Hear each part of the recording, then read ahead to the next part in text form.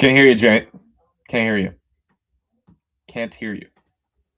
Oh, what happened there? Got mute monstered. First and foremost, welcome back, everybody, to I'll Hang Up and Listen, brought to you by Fatty Beer Company, Western New York's premier market and tap room with over 300 beers to choose from at 7 different Western New York locations. If you need a beer, get over to Fatty Beer. Let them know 2 goalies, 1 Mike sent you.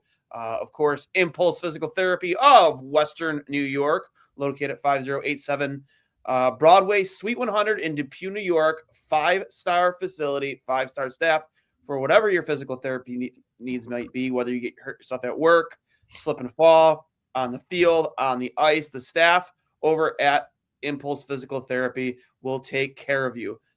I'm personally a client of theirs right now. They're helping me build my strength back in a leg after I had a serious break last year. Very hockey career threatening break, but they're doing their best to get me back in shape and build my strength back up to be able to play hockey again. So I actually have an appointment with them next week, so I'm excited for that. And of course, as always, you refer to that. If you refer us to them, you get yourself a $77 discount, which you can't, or a $77 discount on an assessment. So can't really beat that, right? So, and as always, extreme discount mattress with Western New York's finest selection of mattresses and adjustable beds, featuring the Cool Gel Memory Foam, 2-sided mattress, Tele-Latex, organic mattress, Chenin Wells, all for 1/3 to a half the supposed sale prices anywhere. Stop in at any of their 7 locations across Western New York, or check out their website, extrememattress.com. That's extreme with an X. And if you want even more savings, you can go to their new closeout center at 1625 Walden Avenue in Cheektowaga. They'll do 80% off their already low prices. You can save a fortune on one-of-a-kinds, closeouts, and floor samples. Get a quality mattress for literally pennies on the dollar. Extreme discount mattress. We sell mattresses for less, a lot less. So, and I remember, if you mentioned that you are a fan of 2 goalies, Mike, you get yourself a free mattress protector with any purchase of a mattress. So make sure you let them know you're a fan of the podcast, and they'll take care of you over the extreme discount mattress. Hurls, on a night where I think we both predicted it. I think most fans predicted how that opening ceremony would go. The cheers would be there. I think I tweeted it out. You tweeted it out that the fans would cheer and respect what Jack did. And, the USA chants were loud and proud. You could hear him very clearly through the TV if you weren't at the game. And then, of course, the second he touched the puck after puck drop, it was almost comical. The boos came. Yeah, I think it all went according to plan, and it's exactly what I would have done if I were at the game. And I commend Sabres fans for sticking to it and sticking to their guns and showing respect while also not being, I would say, fake for the purposes of grandeur, right? Like, everybody still has reason to be upset with Jack Eichel, and that's probably not going to go away anytime soon. I felt like the boos, maybe late in the game, maybe it was anxiety given the comeback from Vegas, tapered a little bit. But I think at this point, everybody's matured a little bit. It's not nearly as animosity-fueled as it once was, and we can all just kind of go our separate ways, especially with the Sabres being as good as they are right now. Officially 2 points out of first place in the Atlantic Division. Hell hath frozen over, and the Sabres are a win away from it, not points percentage-wise, because the Lightning have 3 games in hand, but at least just by points, 2 points out of first place in the Atlantic. It is absolutely insane. Who does Tampa play tonight? Did I see that? Or did they play tonight? They do not. Let me see. Someone in the chat just said, "Let's go Sharks." So I'm not sure who the Sharks. The Sharks play the Canadiens at home. Yeah, of course. So that's later tonight, but the Lightning do not play. Okay, well, I mean, no, they are playing right now. Actually, the Wild are up. The Wild are up 1-0 on the Lightning. First period, 10 minutes in. Huge, big. Listen, no easy schedule for the Tampa Bay Lightning ahead.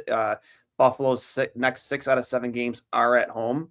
Like, there is a realistic chance that this team after this homestand, I'm not sure when's their next away game. On Thursday against the Penguins. Oh, so okay, so their next game is away, but then their next 5, or yeah, 5. After that or at home, yes. Yeah. So I mean, there's a realistic chance, like after that homestand, we could, if we do our part, be leading the division. When's the last time this team had a division lead this late in the season? Probably 2006, 2007. Yeah, you know what I mean? That's insanity. Yeah. First team in the Eastern Conference to hit 30 regulation wins. Insanity. Insane. And then, I mean, there's so much to talk about. Alex Lion King, had an incredible game after, a scary couple minutes there where, Vegas inched their way back into that game after being down 3-0. He was able to, bear down and get the win, really settle things in, which you would expect from a veteran like him. He's had plenty of experience on other teams, probably being in that situation, and made some huge saves for Buffalo down the stretch. We talk about again how, Tage was honored before the game. I don't know if you remember this. I don't know if the Sabres did this during like the 05 to 07 playoff runs, but I know they did it back in like the Hasek days. They used to give away the pom-poms at games. Do you remember this? I remember the pom-poms vividly. Seeing the overhead view of the crowd swinging those rally towels around was very reminiscent of the pom-poms. I think I still have mine somewhere in the house, actually. Back in the the Marine Midland Arena days, Empire Sports Network days, and then back was HSBC Arena. But like those were great fun times, and like I think about those times often when thinking about this team in playoffs. But very reminiscent, that atmosphere of those playoffs years. Yeah, just a few of the videos I saw from the 300 section pregame, specifically after Tage's goal to make it 3-0, really felt like a playoff atmosphere. Even the game I was at in November against the Hurricanes, I think when we won 4-0, it kind of felt like it back then, and that was even before this streak. So I think the Sabres fans deserve a lot of credit, especially the ones that have stick through all of this, have been there through all of the drought and all of the tough times to be rewarded with a team like this. It's not without fault. They only had one power play opportunity tonight, and it was woefully as bad as a majority of the other power plays that we've seen, at least recently. So they definitely have to figure that out. But potential reinforcements on the way, as I'm sure we'll get into soon, that I think could potentially help that. And we've discussed before, it's not necessarily a talent issue. I think it still is a scheme issue and a inability or a refusal to adapt in terms of what the zone entry is, the creativity in terms of puck movement and spacing and positionless type players. But can't help. I mean, it can't hurt to add more talent to a power play that's struggling a little bit at the moment. Yeah. And like, how about this comment right here? Toronto has more points in the standings than the defending Stanley Cup champion Florida Panthers. That right there, I mean, I think you were to ask anybody before the season started, like, because Florida, I mean, they signed everybody, they re-signed everybody, they kept that group together. Obviously, you have the Barkov injury and the Tkachuk injury, but like, to see that team might not make the playoffs and the Buffalo Sabres might win their division is absolutely batshit crazy. Yeah, I liken what's happened to the Panthers this season a little bit to what happened to the Chiefs this year in the NFL. Mm-hmm. You go through so many postseason runs. You're playing so many more games than teams relative in your conference and in the league, and it eventually will catch up to you. And I think that's what's happened to the Panthers this season. Obviously, they lost Alexander Barkov. They lost, which I saw earlier today, Seth Jones had a massive impact on their defense, and not having him has had a really, really negative effect on their team. So eventually all those games, all those 2 long runs in the postseason the past 2 years will catch up to you. And I think that's what's happened with them. I don't give them much chance of getting back into this thing which is good news for everybody because they're clearly the type of team that succeeds well in playoff style hockey. And I do think the way that the Sabres are playing right now, obviously the second half wasn't nearly as good as the first half, but they're hounding pucks. They were saying that earlier in the game before the broadcast had the most issues I've ever seen a broadcast have today, which was crazy. Was that on your end too? Dude, like that's crazy. Like, I don't know if you heard it, but they kept on yelling at, like, I'm not sure if it was Dan or if it was Rob. Like, they kind of, some producer was like, talk, just start talking, just start talking. It's like, I am talking. You can hear it faintly, but it was hilarious. I tweeted, I was like, that's so funny that, like, while Buffalo has scored a goal off that Owen Power it was the Owen Power goal, like the deflection. Yeah. That, like, you can hear it just randomly goes, like, dark, not dark, but like the audio. And then if you listen, you can faintly hear some producer just yelling at the team to start talking, and nobody, it's like, I am talking. Like, it was very faint, but it was hilarious. Yeah, it was brutal. I'm not sure if that was a power issue, what happened. I've never quite seen something like that before. But yeah, the first half of the game was really, really good, and they were all over them, especially in the first period. And I think they have the youth, they have the speed, they have the talent, they have guys that want the puck, that hound the puck. Yeah, it's just a really, really good team, and I think they're only getting better as they gain more experience, which is natural. But sometimes the moment has been too big for these guys in the past, and it doesn't seem like that this season. They're facing any challenge head on, and they're exceeding with flying colors for the most part. So it's really cool to see, especially coming out of the Olympic break. Those 4 games before the Olympic break, I think there was some anxiety that they were regressing back to the mean. But in these 4 games since the break, I think they've proven that those 20 games prior to that were not necessarily an aberration, that this team is actually very good and they have the potential to go on a run here. Yeah, and I see a lot in the chat too. People are complaining, like, this wasn't the greatest game they've played, and they still found a way to win. I tend to agree because I'd say after that first period, I thought Buffalo was the better team, but then obviously Vegas started to close that gap. They started to find their chances, and Buffalo wasn't really taking advantage. I mean, Jack Quinn, man, like, I don't know how many more opportunities that guy needs in one single game and can't hit the net. Drove me absolutely wild. Like, if you were trying to showcase that guy today for a Robert Thomas trade, it did not go well for you if you're Jarmo Kekalainen, because he looked awful. Yeah, he is so up and down and really consistent. And I saw a few people say it online today. I don't necessarily think Jack Quinn is an asset that a rebuilding team necessarily wants to bring in at the moment. I think Peyton Krebs would be, in terms of players currently on the roster that they could deal, way more likely to be someone that a team would want in terms of a hardworking player that's gotten a lot better in the past 2 months, especially offensively.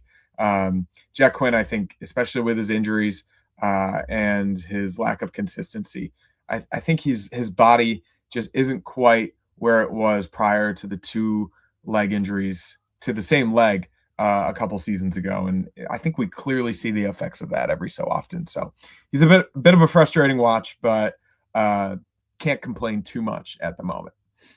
Yeah, definitely not. It's crazy too. We're here the start of March, and how long ago was it when we started talking about Robert Thomas on this show? I mean, January. Yeah, maybe now December. It's like they're the front runner. December, January. Yeah. I mean, it's being reported that they are the front runner to land Robert Thomas, which is, again, batshit crazy, and just goes to prove what a real GM can do. Yeah, a real GM and a lot of winning. I think the Sabres have the best chance to get Robert Thomas, given what they are able to give up. The amount of prospects, the amount of high-end prospects, the picks, the lack of a need for first-round picks in the next couple of years, in reference to prospects, guys that have gone in the upper half of the first round for 7+ years now that aren't even on the team, that don't necessarily have a chance to make the team in the next 5 years. Not a lot of teams have that, and it's a formula that usually only happens when you've been bad for a really long time. That combined with this winning streak and the go for it mode in which they're in, which could happen in any NHL season, makes for the perfect combination to not only buy, but buy for the biggest fish on the market, which is Robert Thomas. I think the reports today were absolutely coming out of St. Louis's camp. I think that they were leaked to the media to be used as leverage for another team to potentially up their offer to put pressure on the Sabres. But I don't think that changes the fact that the Sabres could probably beat anybody's offer, and that's extremely exciting. 13 minutes ago. Well, this is from that NHL rumor report. I'm not sure how long ago David Pagnotta from the fourth period said this. Robert Thomas has a full no trade clause. Sources suggest he would be open to the idea of going to the Sabres, Mammoth, or Isles, among other options. So here today on March 3rd, Robert Thomas is open to being a Buffalo Sabre. Yeah, and why wouldn't he be, especially given the situation that exists in St. Louis at the moment? I can't imagine what other teams are. We've heard Utah. I think I've heard Montreal and Detroit, of course, and I saw a few Red Wings and Habs fans freaking out at the possibility of the Sabres getting Robert Thomas. So that would be as much of a reason as any. So to prevent him from staying in your division or going to your division to another team that you're competing with. So yeah, I think it's a real distinct possibility, and they're definitely discussing it. I think the report from former NHLer Jordan Smoltz about Owen Power and Hellenius and Jack Quinn being the pieces. From everything I've seen, that seems to be pretty outlandish and far-fetched. I don't think any of the Sabres, I'm not even going to discuss Dahlin and Samuelsson, but I don't think Byram and Power would be on the table for a guy like Robert Thomas. I think they have enough there, prospect and draft pick wise, and other forward assets that you can get it done without doing that. Personally, I'm not an expert by any means, but that's just kind of in order to get Owen Power. And again, I kind of threw this out on Twitter. I don't like deleting tweets, but I did this one because I just knew the certain crowd from Sabres Twitter was going to come after me for saying it. But like, if you were going to trade Owen Power, and mind you, this podcast has not been pro trade Owen Power for a while. Like we've been pretty quiet on Owen Power. He hasn't given us any reason to complain. I personally, I think he's given reason to congratulate and I think celebrate in the way that he has played personally. To an extent, I would agree. I think that in the role he's being asked to play, I think he's performed well. Not putting up the numbers offensively. He's got 19 points in the season, considering you drafted him to be an offensive defenseman at first overall. That's just not what he's been doing this year. And I don't know if that's maybe the role he's being given. You know, maybe I saw somebody say it's because he's covering up for Byram's mistakes. I mean, I haven't complained about Bowen Byram in how long? How long has it been since complaining about Bowen Byram? Now, it's been a long time. Yeah, and I just think that a lot of the success from this team has been derived from those two pairings on defense. Obviously, Dahlin and Samuelsson is likely the best D pairing in the league at the moment. And then along with Power and Byram, those four are playing comparatively and marginally so many more minutes than who's ever on the third pair. So in the role that they're in and the responsibility that they're given going up against the top two lines and on the penalty kill against the best possible options from any opponent, it's extremely admirable the way that they've all played. So whether you're not complaining about them or you're celebrating them, it's the strength of the team combined with the goaltending. 100%. But again, like getting back to what I was saying before, and I agree with all that. I mean, what would have to be on the table for even Owen Power to be considered in a trade like this? And I don't even think this would be an in-season trade. It'd probably be more of an off-season thing. But like, if you're St. Louis, I mean, what is it? Colton Parayko? Is that the guy? I mean, I like Colton Parayko a lot personally. I think he's a great defenseman, a great defensive defenseman, and there is a big reason why he was chosen to Team Canada over a lot of other guys. Not saying that I would want to trade him if Parayko was involved in that deal, but like, if you are dealing Owen Power to St. Louis, like that guy probably has to be coming back, right? Yeah, something of the sort, and I just don't see why it would make sense for either team, to be honest. Obviously, Robert, I mean, a lot of Blues fans are saying why it would make sense to trade your first line center. And I think there's an argument from their perspective about that as well, especially 26 years old, signed at $8 million per season for the next 5 years. Like that doesn't necessarily seem like a guy you want to give up in such a favorable position. But having already won the cup 7 years ago, which seems like a long time ago at this point, but that does allow you the ability to blow it up a little bit and to plan for the future. It gives you a little bit of an apology, or it gives you a little bit of room to work with from your fan base, given that you have won a cup with a good amount of this current group. So maybe that's the reason, but yeah, the fact that he's available is pretty amazing.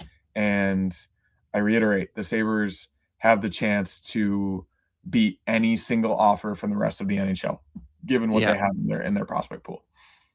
Again, totally agree. Got a question here. As goalies, how do you feel about Lions game tonight? I thought Lion was great. Yeah, I thought he was good. He got lucky, which happens in the course of a game. I think 3 or 4 posts. There was that one in the third period. We had a few too.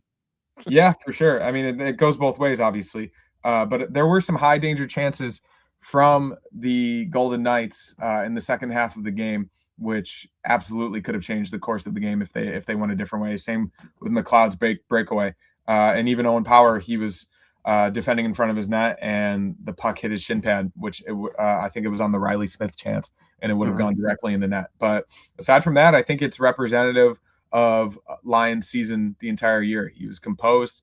He was positionally sound. He did not panic when there were scrums in front of his net.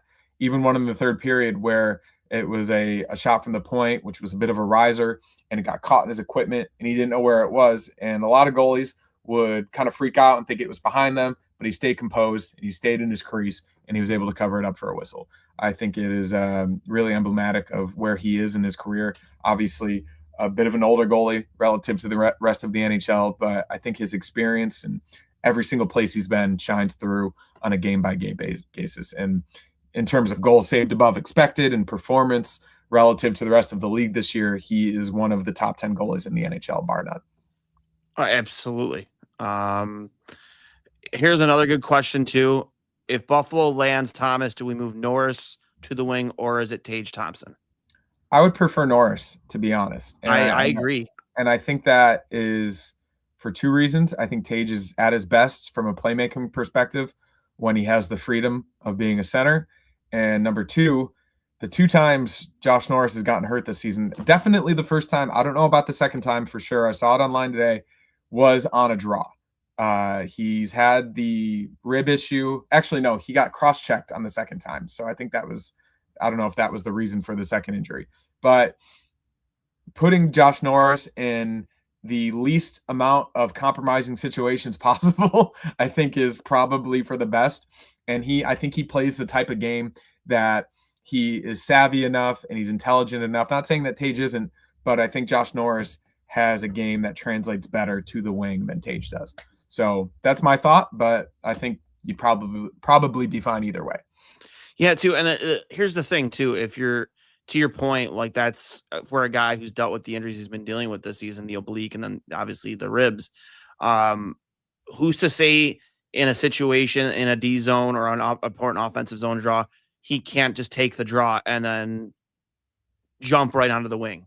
Just for not every draw, but in an important draw. Because I know he's relied on a lot for his face-off ability. I'm not sure where Robert Thomas ranks in terms of face-offs, but there's no reason he couldn't do that. And I think we all, to your point and to my point too, like Tage is more suited down the middle. He is going to give you the most offensive output from the middle. Yeah, I was looking up today. Robert Thomas has a career like 52% on draws, which is not bad at all. Norris is pretty good. Even tonight, he was 8-4. So for a team that struggles with faceoffs, he was great. Krebs was 5-1, and Tage was 7-8. So if you're right around 50% or a little bit over that, I think that is good comparatively, and then you go from there. But yeah, I think it depends. I think he's definitely on the first line, Robert Thomas, that is, if it does happen. Don't want to for about 30 minutes there this afternoon, it almost felt like he was on the team already, the way that people were talking about it. So can't count your chickens, but I think he's probably on the first line. I could see it's hard to say because like if you want him to play with Tage, then you'd have to move Tage to wing. But I think him getting into the lineup allows you for a lot of versatility, and it doesn't have to be what you start with the first game if it's not working.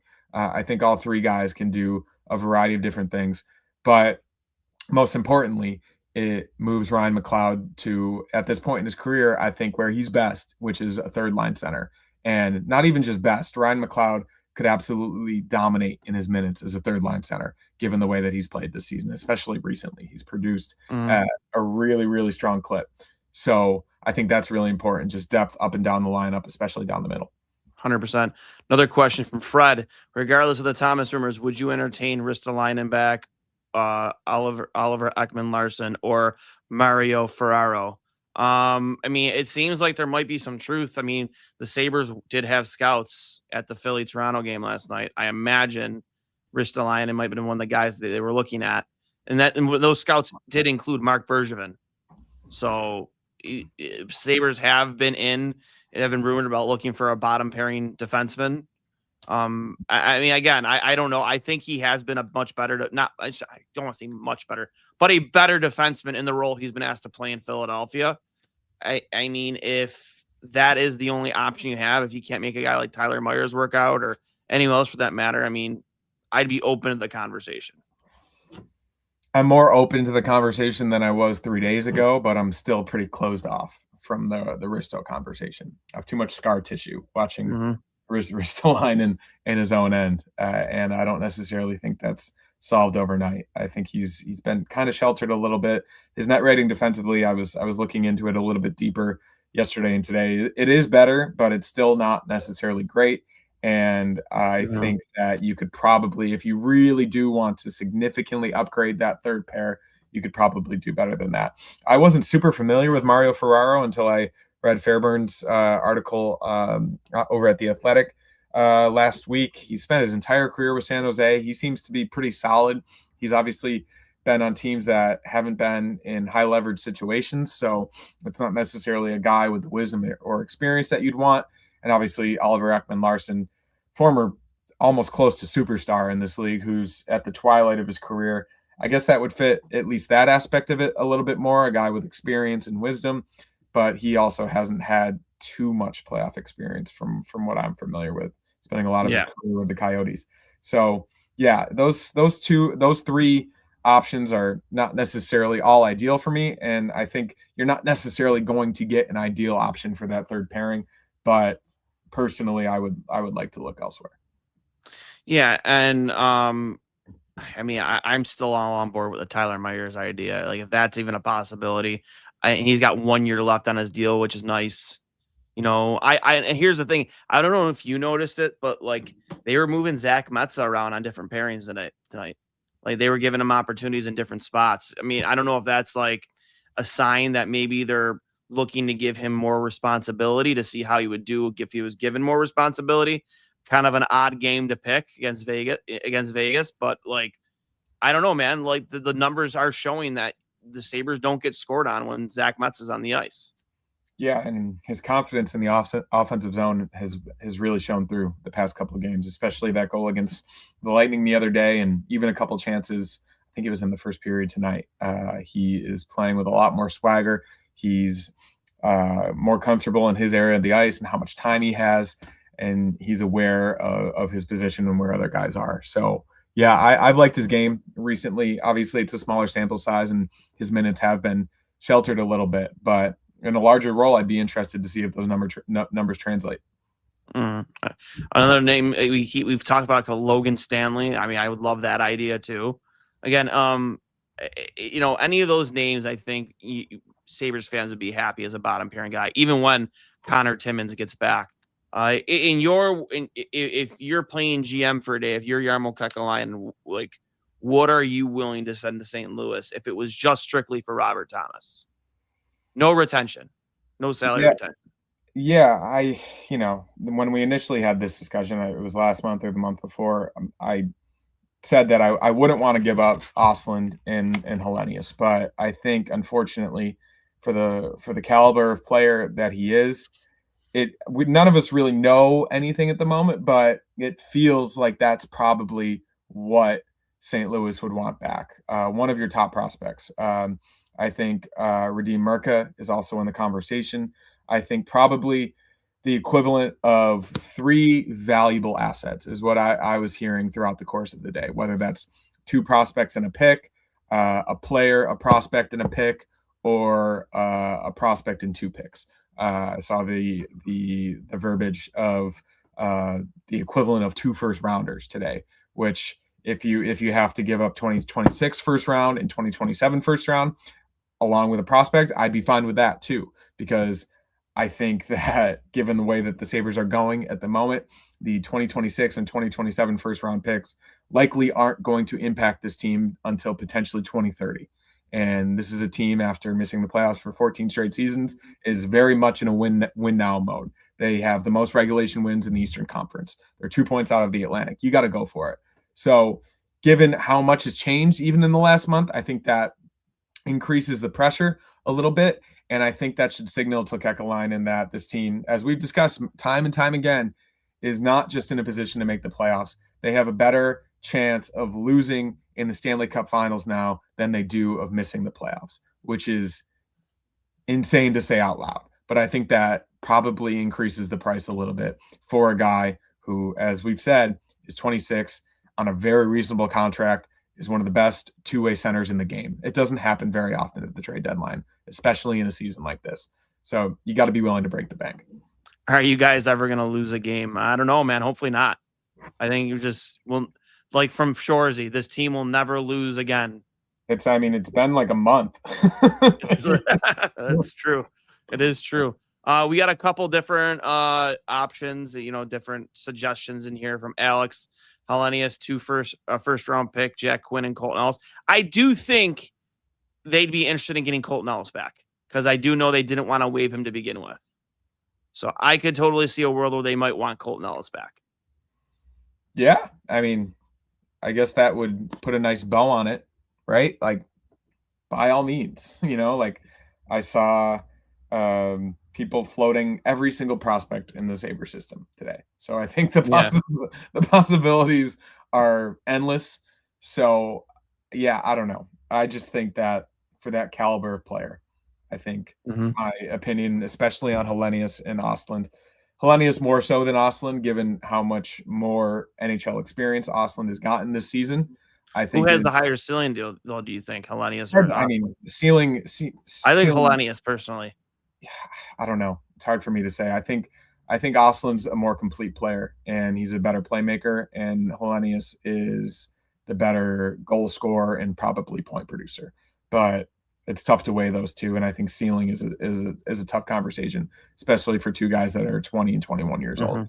So, yeah, I think it's tough. But personally, I think I would rather keep Ostlund at this juncture. But you can twist my arm either way. Yeah, 2 first on Hellenius. 2 first round picks on Hellenius is a no brainer for us. I don't know if that's giving up too much. I really don't think it is. But if you're talking about multiple picks plus multiple prospects, then I think I either want salary retention on the Rob Thomas contract, or I want them taking a bad contract of ours back in the way, or Justin Falk coming back. That would be nice. Yeah, Falk would be great. And I said earlier that if Power or Byram was involved, that a guy like Falk would have to come back. Like you mentioned, Parayko, I think that would be a different conversation. I think this gets into the fantasy football theoretical trade category, where you just start adding pieces, and then it gets too convoluted, and then both sides are like, all right, why did we do this in the first place? I think the main point of this is obviously Robert Thomas, and I think they can focus on that. And also that brings up the conversation of, if they do go for Robert Thomas, then what does that say about their market for a third pairing defenseman? Does that go out the window? Do they go for a higher floor, lower ceiling guy? Do they even do it at all? They could just hope that Connor Timmins is back and healthy, and that he's playing at the same level he did for the first 20 or so games of the season. He was really good for them. Yeah, I personally think it's the right formula and recipe where they could do both. But if you do go for Robert Thomas at least first, then the guy that you're getting back, at least on the defensive end, is probably not going to be as good as you initially would have liked. Mm-hmm. And that's another thing too. If you don't get another defenseman, that means when Timmins comes back, you have a decision. One of those guys has to sit, right? It's either whoever you traded for, Timmins or Kesslering. Who's it going to be? And at this point, I would say Timmins, but it feels like Kesselring is getting hurt every single game. So, that guy just has no luck, man. Yeah, I hit face the puck.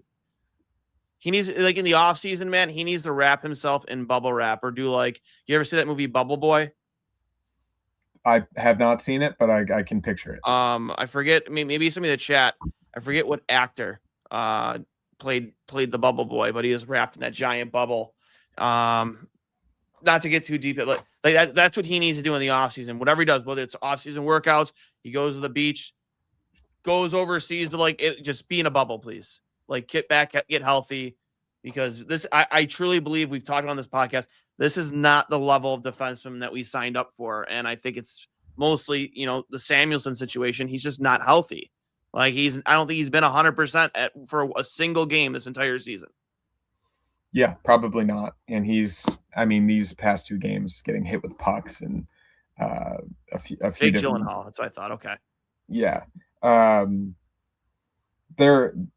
They're weird random injuries, and those are unrelated to the high ankle sprain, which is really, really difficult to recover from. But I do see his game getting a little better. He had a couple opportunities to score a goal tonight, which would have been his first as a Sabre. So I think he's at least improving. And given what was given up, obviously, to acquire him, I think it would probably be Timmins, especially coming off a broken leg. Yeah, and that's again, as somebody who has a pretty severely broken leg, I don't know how, even as a professional athlete, I don't know how quickly someone breaks up. I don't know which bone in his leg he broke. I do remember when Ovechkin broke his fibula. He came back a month ahead of schedule and then broke the goal scoring record somehow, still, after missing a month of the season, which nobody thought would be possible. But I don't know what bone he broke, but given what I dealt with, which is probably much more severe, expecting somebody to be back at 100%, even if he does an ample amount of rehab, is just really unrealistic. Yeah, and I've seen, especially with a high ankle sprain compared to even a broken ankle, sometimes breaking a bone clean is easier to recover from than a sprain. It's not always the case, but I think you are encouraged to, or at least mentally within yourself, encouraged I can play on a sprain. It's just a sprain, right? And when you clean break a bone, it actually allows you the time to completely heal and completely recover and come back 100%. I think that's probably what happened with Kesselring, and maybe he's been in these situations because he's overcompensating. Who knows? But yeah, I would love to see him healthy, and I do think he's improving a little bit. So hopefully that continues to go along that trajectory. Yeah, I tend to agree. I'm going to kick it back to our sponsors. Shout out again to Fatty Beer Company, Western New York's premier market and tap room, with over 300 beers to choose from at 7 different Western New York locations. If you need a beer, get to Fatty Beer. Let them know we sent you over at 2 Goalies on Mike, extreme discount mattress with 7 different Western New York locations. You can get a quality mattress for literally pennies on the dollar, up to 1/3 to 1/2 off the supposed sale prices anywhere on all of their models. You can also check out their new closeout center at 1625 Walden Avenue in Cheektowaga, for up to 80% off one-of-a-kinds floor models, and so on. Again, and also if you mention that you're a fan of 2 Goalies, 1 Mike, you get yourself a free mattress protector with all of your purchase of any purchase of a mattress. And of course, we have Impulse Physical Therapy of Western New York. Hey, Western New York, it's time to ditch the physical therapy clinics that treat you like you are just another number and step into a world where you are at the center of your care. Impulse is owned by Buffalo's only board-certified sports physical therapists. We work one-on-one using science-backed technology like 3D motion analysis and force plates to help you exceed your goals and become the healthiest, strongest version of yourself. So come experience the Impulse difference today and mention this for a discounted $77 assessment visit. That also goes for any sports testing you might get, whether you have some type of sports combine, you want to get your know exactly where you stand. They also do that there too. So make sure you check them out. Impulse Physical Therapy, Western York, located at 5087 Broadway, Suite 100, right next to Catalyst Fitness, right near DNL Plaza. So again, let them know that we sent you. Hurls, before we get out of here, what exactly, what did you think of, obviously we saw the honoring of Tage Thompson when Jack Hughes brought him up. We saw what Tage did for, I'm not sure. Do you think Tage was more or less at the center of that, wanting to honor Jack and Noah, or was that more or less a Sabres decision? I think it was probably a combination of Tage and then also the massage therapist who was also on board with Team USA. Maybe what Jack Hughes did for Tage helped with that. Mm-hmm. But it does seem like the team is really close, and I'm happy they did it. I think it was well done. I think bringing out Tage's wife and his kid to do the puck drop, I think that it was pretty classy, and it allowed everybody at a really, really divisive time, as we all know, to come together in a moment of unity and celebration. So I don't think much more needs to be said about it than that. And the game transpired the way that it did. Sabres fans reacted towards Eichel the way that they did. And I'm not sure if he said something post game, but if he did and he's salty about it, then I don't really care. Like he has his right to feel whatever type of way he wants to about it. And so do we. And so, but pregame, I think completely well done. 10 out of 10, no notes. Yeah, I thought it was, again, very, very, very well done. Quick out-of-town scoreboard watch for those of you who are scoreboard watching on tonight's games. Panthers did lose the Devils 5-1. Penguins went final, lost 2-1 to the Bruins. Mammoth beat the Capitals 3-2. Also, it goes in Buffalo's favor. Blue Jackets over the Brothers 3-2. Obviously, Buffalo beats the Golden Knights 3-2. Jets and Blackhawks tied at 2. Senators are leading the Oilers 4-2 at the end of the second. Stars over Flames 5-1 right now in the second. And at the end of the first, the Wild are beating the Tampa Bay Lightning 1-0. Canadians and Sharks tied at 1 during the first. And Avalanche are beating the Ducks right now 2-0 nearing the end of the first period. Before we get out of here, I will hit the post-game quotes from the team, of course, brought to you by Brian Koziel, as always, from WGR. He's always really on top of that stuff as soon as I get my screen to load here. Just kind of interesting to see if we do get anything, any quotes or anything like that from the Vegas locker room, specifically Eichel. From Tage Thompson, that was cool. It was a hard-fought game. It was an awesome night. How cool my family got to be there for the puck drop. I had no idea they were going to be there. It was a little emotional for me. Thank you for all the fans who showed up to support me. Thompson said the effort up and down the lineup was amazing. Says they aren't all going to be pretty, but they don't ask how, they ask how many. Thompson, it was an awesome reception from the crowd during the ceremony. Said it was probably the loudest he's heard it in here. I mean, that's almost kind of like a throwback to the Jack Eichel quote. Probably not intentional, but no, definitely unintentional. Life, what is it? Life imitates art. Yeah, that's super funny. That's really funny. And out of all the post game quotes that Koziel put out, that one got the most engagement for obvious reasons. Power on the crowd and ceremony, it was unreal. Even just skating out there today, you could tell there was a different type of vibe in there. It was a lot of fun. Power said that they were all over them in the first half of the game, but Vegas made a push, and it was great that they were able to hold on defensively to grit the win. Power said that they are a lot more confident in holding leads late in games. They've been able to do it a lot, and says that their goalies have also been huge in keeping those leads. Lion on holding on to leads says, you try to live in the moment. There is no secret recipe. It's good practice. There are going to be tight games down the stretch. Lion says that they did a great job. They tightened up and locked it down after Vegas scored the 2 quick goals. Said they have to continue and limit odd man rushes, play to their strengths and their identity. Lion, it's a daily grind. Winning builds confidence. The way that this group works, big credit to the guys. From Lindy Ruff, says they have learned about some of the tough. So they have learned about some of the tough losses early in the year and last year, and it helps closing out games now. We fed them a little bit of ice, and Vegas took advantage of that. Lindy Ruff says the team definitely fed off the crowd energy from the pregame ceremony, and it helped get them off to a great start in the game. More from Ruff, the best way of learning is going through hardship. Says the team has gone through tough times before, and it's paying off now. Ruff says Kulik had the testing today to see about possible return, and they will have the results tomorrow. For those of two, I did want to make it kind of for those of you people who are trying to say, trade Kulik, I mean, I don't see why you would. And secondly, I don't think any team would be interested in trading for Kulik given what he just went through, like right now. I don't even know if you can trade a player in that situation. Yeah, I agree with that. So, couple last comments in here before we leave, before we get to your final thoughts. There was one comment in here I did want to bring up. Well, it was, I forget who it was. They said you can save money by putting Jordan Greenway on long-term IR. Said I'm surprised they haven't done it yet. Do you agree on that from Anth? Yeah, that seems like the most likely possibility, and they're probably just waiting to see what happens this week, I think.